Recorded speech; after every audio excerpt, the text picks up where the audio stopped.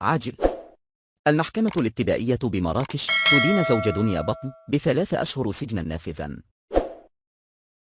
مرحبا بكم في قناة اليوم بالدارجة. هذه القناة تقدم لكم جديد الأخبار المغربية والدولية. المرجو من المشاهدين الكرام الاشتراك وتفعيل جر الجرس لتلقي آخر الأخبار اليومية.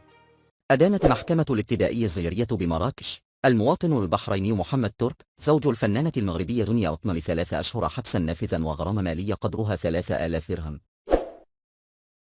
وأدانت المحكمة ذاتها الشابة وصال ب3 أشهر حبسا نافذا وغرامة مالية قدرها 3000 درهم، والشاب عبد المغيث ب3 أشهر حبسا موقوف التنفيذ وغرامة مالية قدرها 2000 درهم. وتوبع محمد ترك بتهمة التحريض على الفساد، فيما توبعت الفتى وصال بتهمة السرقة والتحريض على الفساد، بينما توبع عبد المغيث بتهمة التقاط صور ومقاطع مرئية لأشخاص داخل مكان خاص ونشرها دون موافقتهم.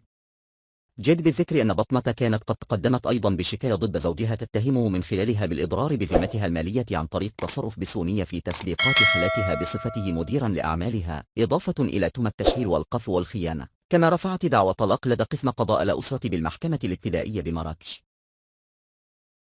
مرحبا بكم في قناة اليوم بالدارجة. هذه القناة تقدم لكم جديد الأخبار المغربية والدولية.